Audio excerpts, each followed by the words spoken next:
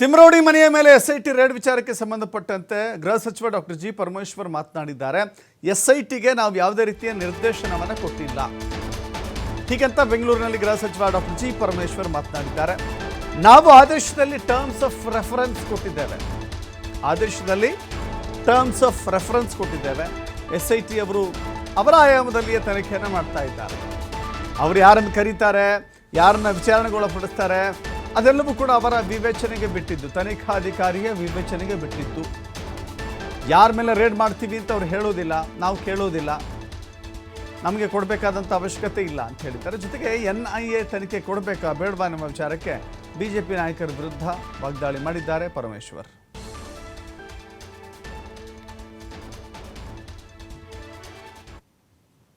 ನಿತ್ಯ ಏನು ಮಾಡ್ತಿದ್ದಾರೆ ಅವರು, ಯಾಕೆ ಮಾಡ್ತಿದ್ದಾರೆ ಅವರು ಅಂತ ಹೇಳಿ ನಾವು ಸರ್ಕಾರ ಇದು ಮಾಡೋದಿಲ್ಲ. ಅವ್ರಿಗೇನು ಮಾಹಿತಿ ಸಿಕ್ಕುತ್ತೆ, ಅವರಿಗೆ ಅವರ ಪರಿಮಿತಿಯಲ್ಲಿ ಏನೆಲ್ಲ ನಾವು ಟರ್ಮ್ಸ್ ಆಫ್ ರೆಫರೆನ್ಸ್ ಏನು ಕೊಟ್ಟಿದ್ದೀವಿ ಆ ಪರಿಮಿತಿಯಲ್ಲಿ ಅವ್ರಿಗೇನೆಲ್ಲ ತನಿಖೆ ಮಾಡಬೇಕು ಅದನ್ನು ಅವರು ಮಾಡ್ತಿದ್ದಾರೆ. ಅದರಿಂದ ಯಾರನ್ನು ಕರ್ಕೊಂಡು ಬಂದು ತನಿಖೆ ಮಾಡ್ತಾರೆ, ಯಾರ ಮನೆಗೆ ರೈಡ್ ಮಾಡ್ತಾರೆ, ಇದೆಲ್ಲ ನಮಗೆ ಅವರು ನಮ್ಮನ್ನು ಹೇಳಿ ಕೇಳಿ ಏನು ಮಾಡೋದಿಲ್ಲ. ಶೋಭಾ ಕರಂದ್ಲಾಜೆ ಅವರ ಆಧಾರದ ಮೇಲೆ ಹೋಗ್ತಾರೆ, ಇನ್ಫಾರ್ಮೇಷನ್ ಆಧಾರದ ಮೇಲೆ ಹೋಗ್ತಾರೆ. ಎನ್ಕ್ವೈರಿಗೆ ಅಲೋ ಮಾಡಬೇಕು ಅಂತ ನಿನ್ನೆ ನಾನು ಸ್ಪಷ್ಟವಾಗಿ ಕ್ಲಾರಿಫೈ ಮಾಡಿದ್ದೀನಿ. NIA ಕೊಡುವ ಅಗತ್ಯ ಇಲ್ಲ ಅಂತೇಳಿ. ಯಾಕೆಂದರೆ ನಮ್ಮ SITನವರು ಸಮರ್ಪಕವಾಗಿ ತನಿಖೆ ಮಾಡ್ತಿದ್ದಾರೆ. ಅದರಲ್ಲೇನಾದರೂ ಲೋಪ ಇದೆ ಅಂತ ಹೇಳಿ ಕಂಡು ಬಂದರೆ ಅದು ಬೇರೆ ವಿಚಾರ. ಈಗ ಅವರು ತನಿಖೆ ಮಾಡಿ ವರದಿ ಕೊಡೋವರೆಗೂ ಕೂಡ ಹೆಂಗೆ ನಾವು ಹೇಳೋದು? ಸರಿ ಇಲ್ಲ ಅಂತ ಹೇಳಬೇಕಾದ್ರೆ ಏನಾದರೂ ಒಂದು ಬೇಕಲ್ಲ, ಒಂದು ಮಾನದಂಡ ಇಟ್ಕೊಂಡು ನಾವು ಮಾತಾಡಬೇಕಾಗುತ್ತೆ. ಅದರಿಂದ ಸದ್ಯದ ಪರಿಸ್ಥಿತಿಯಲ್ಲಿ NIA ಕೊಡೋ ಅಗತ್ಯ ಇಲ್ಲ. ನಮ್ಮ SIT ಅವರು ತನಿಖೆಯನ್ನು ಮಾಡ್ತಿದ್ದಾರೆ. ಅವರು ವರದಿ ಬಂದ ನಂತರ ಅದಕ್ಕೆ ಪರ ವಿರೋಧ ಸ್ವಾಭಾವಿಕವಾಗಿ ಚರ್ಚೆ ಆಗುತ್ತೆ. ಆನಂತರ ಸರ್ಕಾರದ ಹಂತದಲ್ಲಿ ನಾವೇನು ತೀರ್ಮಾನ ಮಾಡಬೇಕು ಮಾಡ್ತೀವಿ. ಬಟ್ ನಿಮ್ಮನ್ನೇ ಕಾನ್ಸ್ಪಿರೇಟರ್ ಅಂತಿರೋದು ಅಕ್ಯೂಸೇಷನ್ ಮಾಡೋದು ಭಾಳ ಸುಲಭ. ಆ ಅಕ್ಯೂಸೇಷನ್ ಸಮರ್ಥನೆ ಮಾಡ್ಕೋಬೇಕಲ್ಲ. ಯಾವ ಆಧಾರದ ಮೇಲೆ ಸರ್ಕಾರವನ್ನು ತಪ್ಪಿತಸ್ಥರು ಅಂತ ಹೇಳೋಕ್ಕಾಗುತ್ತೆ?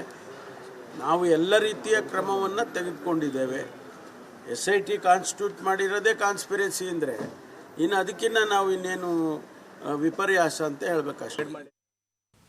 ಮತ್ತಷ್ಟು ಮಾಹಿತಿ ನಮ್ಮ ಪ್ರತಿನಿಧಿ ಆದಿತ್ಯ ನೀಡ್ತಾರೆ, ನೇರ ಸಂಪರ್ಕದಲ್ಲಿ ಜಾಯ್ನ್ ಆಗಿದ್ದಾರೆ. ಆದಿತ್ಯ, ಗಮನಿಸ್ತಾ ಇದ್ದೀವಿ ಕಳೆದ 3 ಗಂಟೆಗಳಿಂದಲೂ ಕೂಡ ಸ್ಥಳ ಮಹಾಜರು ಮಾಡ್ತಾ ಇದ್ದಾರೆ, ಅನೇಕ ವಸ್ತುಗಳನ್ನು ಜಾಲಾಡ್ತಾ ಇದ್ದಾರೆ. ವಿಡಿ ತಿಮರೋಡಿ ನಿವಾಸವನ್ನು, ಜೊತೆಗೆ ಅವರ ಪಕ್ಕದ ಸಹೋದರನ ನಿವಾಸವನ್ನು ಕೂಡ ಏನೆಲ್ಲ ಲಭ್ಯವಾಗಿದೆ ಅವರಿಗೆ ಅನ್ನೋದನ್ನು, ಜೊತೆಗೆ ಈ ತಿಮರೋಡಿ ಮನೆಯ ಮೇಲೆ ಅಥವಾ ತಿಮರೋಡಿ ಮನೆಯಲ್ಲಿ ವಾಸವಿದ್ದ ಎನ್ನುವ ಕಾರಣಕ್ಕಾಗಿ ಮಾತ್ರನಾ, ಅಥವಾ ಚಿತ್ರಕಥೆ ಸಂಭಾಷಣೆ ಅಥವಾ ಇಡೀ ಪ್ರಕರಣದ ದಿಕ್ಕು ಬದಲಾಯಿಸುವ ನಿಟ್ಟಿನಲ್ಲಿ ಈ ಮನೆಯಲ್ಲಿ ಬಹಳ ದೊಡ್ಡ ಪವಾಡ ನಡೆದು ಹೋಗಿದೆಯಾ ಅನ್ನುವ ಕಾರಣಕ್ಕಾಗಿನ?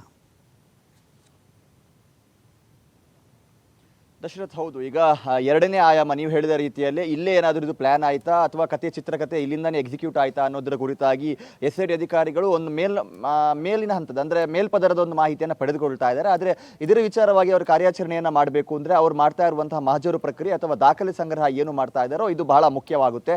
ಸೊ ಇಲ್ಲಿ ಕಲೆಕ್ಟ್ ಆಗುವಂತಹ ದಾಖಲೆಗಳ ಆಧಾರದಲ್ಲಿ ಆಶ್ರಯದಾತರ ಮನೆಯಲ್ಲೇ ಈ ಸ್ಕೆಚನ್ನು ಹೆಣೆಯಲಾಯಿತಾ ಅನ್ನೋದರ ಕುರಿತಾಗಿ SIT ತನಿಖೆಯನ್ನು ಆರಂಭಿಸುತ್ತೆ. ಅವರನ್ನು ವಶಕ್ಕೆ ಪಡೆಯುವಂಥ ಸಾಧ್ಯತೆಗಳು ಕೂಡ ಇದೆ. ಅದಕ್ಕೆ ಪೂರಕವಾಗಿ ನಡೀತಾ ಇರುವಂತಹ ಬೆಳವಣಿಗೆ ಇದು.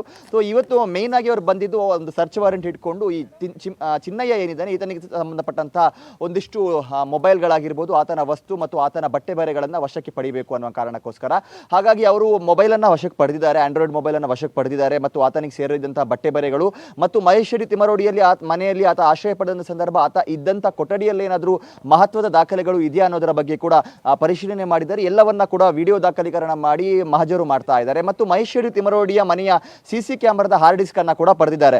ಯಾಕಂದ್ರೆ ಮುಂದಿನ ದಿನಗಳಲ್ಲಿ ಆಶ್ರಯದಾತರ ಪೈಕಿ ಅನೇಕರು ಸೂತ್ರಧಾರಿಗಳು ಆಗಿದ್ರೆ ಅವರನ್ನ ವಶಕ್ಕೆ ಪಡಿಬೇಕು ಅಂದ್ರೆ ಈ CCTV ಫುಟೇಜ್ ಕೂಡ ಬಹಳ ಮಹತ್ವದ್ದಾಗಿರುತ್ತೆ. ಸೊ ಎರಡು ಕೆಲಸಗಳನ್ನ ಒಂದೇ ದಿನದಲ್ಲಿ SIT ಮಾಡ್ತಾ ಇರೋದನ್ನ ನಾವು ಗಮನಿಸಬಹುದು. ಯಾಕಂದ್ರೆ ಡೇ 1 ಇಂದ ಈ ಪ್ರಕರಣ ಯಾವ ತರ ಮುನ್ನೆಲೆಗೆ ಬಂತು, ಈ ಚಿನ್ನಯ್ಯ ಏನಿದ್ದಾನೆ ಈತ ಈ ಬುರುಡೆ ಗ್ಯಾಂಗ್ನ ಸಂಪರ್ಕಕ್ಕೆ ಯಾವಾಗ ಬಂದ, ಈ ಪ್ಲಾನ್ ಅನ್ನ ಎಲ್ಲಿ ಮಾಡಿದ್ರು ಮತ್ತು ಯಾವಾಗ ಮಾಡಿದ್ರು, ಯಾರೆಲ್ಲ ಇದರಲ್ಲಿ ಪಾಲು ಪಡೆದಿದ್ರು, ಎಲ್ಲವನ್ನ ಕೂಡ ಸೀನ್ ಬೈ ಸೀನ್ ರೀಕ್ರಿಯೇಟ್ ಮಾಡ್ತಾ ಇದ್ದಂತ SIT ಇವತ್ತು ಮಹಜರಿಗೆ ಬಂದ ಬಂದ ಸಂದರ್ಭದಲ್ಲೇ ಆ ಸೀನ್ಗಳಿಗೆ ಬೇಕಾದಂಥ ಮಹತ್ವದ ದಾಖಲೆಗಳನ್ನು ಪಡಿತಾ ಇರೋದನ್ನು ಕೂಡ ಗಮನಿಸಬಹುದು. ಮತ್ತು ಚಿನ್ನಯ್ಯನನ್ನೇ ಮುಂದಿಟ್ಟು ಆತ ಎಲ್ಲಿ ವಾಸ ಮಾಡ್ತಾ ಇದ್ದ, ಅಲ್ಲಿ ದಿನನಿತ್ಯ ಏನೆಲ್ಲ ಘಟನಾವಳಿಗಳು ನಡೀತಾ ಇತ್ತು, ಆತನಿಗೆ ಏನು ಸೂಚನೆಯನ್ನು ನೀಡ್ತಾ ಇದ್ರು, ಆತ ಯಾವ ಕೋಣೆಯಲ್ಲಿದ್ದ, ಆತನಿಗೆ ಅಲ್ಲಿ ಯಾವ ಥರ ಭದ್ರತೆಯನ್ನು ನೀಡಲಾಗ್ತಾ ಇತ್ತು, ಹೊರಗಿನವರು ಯಾರಾದರೂ ಬಂದರು, ಫಾರ್ ಎಕ್ಸಾಂಪಲ್ ಇಂಟರ್ವ್ಯೂ ಮತ್ತು ಸಂದರ್ಶನ ಅನ್ನುವಂಥ ರೀತಿಯಲ್ಲಿ ಸಾಕಷ್ಟು ಜನ ಬರ್ತಾ ಇರ್ತಾರೆ. ಸೊ ಅವ್ರು ಬಂದಂಥ ಸಂದರ್ಭ ಆತನ ಇರುವಿಕೆಯನ್ನು ಎಷ್ಟರ ಮಟ್ಟಿಗೆ ಗೌಪ್ಯವಾಗಿ ಇಡ್ತಾ ಇದ್ರು, ಈ ಎಲ್ಲವನ್ನ ಕೂಡ ಆತನಿಂದ ಮಾಹಿತಿಯನ್ನು ಪಡೆದು ಆತನೇ ಅದನ್ನು ತೋರಿಸಿ ಅದನ್ನು ವಿಡಿಯೋ ದಾಖಲೀಕರಣ ಮಾಡುವಂಥ ಪ್ರಕ್ರಿಯೆಯಲ್ಲೂ ಕೂಡ SIT ಈಗ ಮುಂದಾಗಿರೋದು. ಸೊ ಸಂಬಂಧಪಟ್ಟ ಹಾಗೆ ಎಲ್ಲ ದಾಖಲೆಗಳನ್ನು ಕಲೆ ಹಾಕಿದ ಬಳಿಕ ಈ ಎಲ್ಲ ದಾಖಲೆಗಳು ಪೂರಕವಾಗಿ ಬಂದರೆ, ಏನು ಸೂತ್ರಧಾರಿಗಳು ಅನ್ನುವಂತಹ ಮಾಹಿತಿಯನ್ನು ಚಿನ್ನಯ್ಯ ನೀಡಿದಾನೋ, SIT ಯಾರ ಮೇಲೆ ಅನುಮಾನವಿದೆಯೋ ಅವರಿಗೆ ಇದು ಪೂರಕವಾಗಿ ಬಂದರೆ ಮುಂದಿನ ದಿನಗಳಲ್ಲಿ ಅವರಿಗೆ ವಿಚಾರಣೆಗೆ ಹಾಜರಾಗುವ ರೀತಿಯಲ್ಲಿ ನೋಟಿಸ್ ನೀಡುವಂಥ ಸಾಧ್ಯತೆಗಳು ಕೂಡ ಇದೆ. ಹಾಗಾಗಿ ಇದಕ್ಕೆ ಮೊಬೈಲ್ ಬಹಳ ಪ್ರಾಮುಖ್ಯತೆಯನ್ನು ಪಡೆದುಕೊಳ್ಳುತ್ತೆ. ಆತನ ಮೊಬೈಲ್ನಲ್ಲಿರುವಂಥ ಡೇಟಾವನ್ನು ಮುಂದಿನ ದಿನಗಳಲ್ಲಿ ಅವರು ರಿಟ್ರೀವ್ ಮಾಡಲಿಕ್ಕಿದ್ದಾರೆ. ಇವತ್ತು ಸೋಕೋ ಅಧಿಕಾರಿಗಳು ಕೂಡ ಸ್ಪಾಟ್ನಲ್ಲಿದ್ದಾರೆ. ಯಾಕಂದರೆ ಪಡೆಯುವಂಥ ದಾಖಲೆಗಳನ್ನು ಕ್ರಮಬದ್ಧವಾಗಿ ಅವರು ಪಡಿತಾ ಇರೋದು, ಎಲ್ಲವನ್ನ ಕೂಡ ಪ್ರಿಸರ್ವ್ ಮಾಡ್ತಾ ಇದ್ದಾರೆ, ಎಲ್ಲವನ್ನ ಕೂಡ ಮಹಜೂರು ಮಾಡ್ತಾ ಇದ್ದಾರೆ. ಕಳೆದ 6 ಗಂಟೆಗಳಿಂದ ಈ ಮಹಜೂರು ಪ್ರಕ್ರಿಯೆ ನಡೀತಾ ಇದೆ. ಸೊ ಅವರು ಮುಂದಿನ ಬರುವಿಕೆ ಅನ್ನುವಂಥದ್ದು ಏನಾದರೂ ಇದ್ದರೆ ಅದು ಯಾರನ್ನಾದರೂ ವಿಚಾರಣೆ ಮಾಡೋದಕ್ಕೆ ಆಗಿರುತ್ತೆ ಅಥವಾ ಯಾರನ್ನಾದರೂ ವಶಕ್ಕೆ ಪಡೆಯೋದಕ್ಕೆ ಆಗಿರುತ್ತೆ ಅನ್ನೋದು ಸ್ಪಷ್ಟವಾಗಿ ಇಲ್ಲಿ ಕಾಣಿಸ್ತಾ ಇದೆ. ಯಾಕಂದರೆ ಅಷ್ಟು ಸುದೀರ್ಘವಾದ ಪ್ರಕ್ರಿಯೆಯನ್ನು SIT ಮಾಡ್ತಾ ಇದೆ. ಒಂದು ಮನೆ ಮಾತ್ರ ಅಲ್ಲ, ತಿಮ್ಮರೋಡಿಯವರ ಮನೆ ಮಾತ್ರ ಅಲ್ಲ, ತಿಮ್ಮರೋಡಿಯವರ ಅಣ್ಣನ ಮನೆಯಲ್ಲೂ ಕೂಡ ಇನ್ನೊಂದು ಅಧಿಕಾರಿಗಳ ತಂಡ ಅಲ್ಲಿ ಪರಿಶೀಲನೆಯನ್ನು ಮಾಡ್ತಾ ಇರೋದು. ಸೊ ಎಲ್ಲ ಮಾಹಿತಿಗಳನ್ನು ಕಲೆ ಹಾಕಿ ಮುಂದಿನ ದಿನಗಳಲ್ಲಿ ಶೀಘ್ರವೇ ಸೂತ್ರಧಾರಿಗಳಿಗೆ ಕೆಡ್ಡ ತೋರೋದಕ್ಕೆ SIT ಎಲ್ಲ ರೀತಿಯ ತಯಾರಿಗಳನ್ನು ಮಾಡ್ಕೊಳ್ತಾ ಇದೆ. ದಶರಥ್, ಥ್ಯಾಂಕ್ ಯು ಆದಿತ್ಯ ನಿಮ್ಮೆಲ್ಲ ಮಾಹಿತಿಗೆ.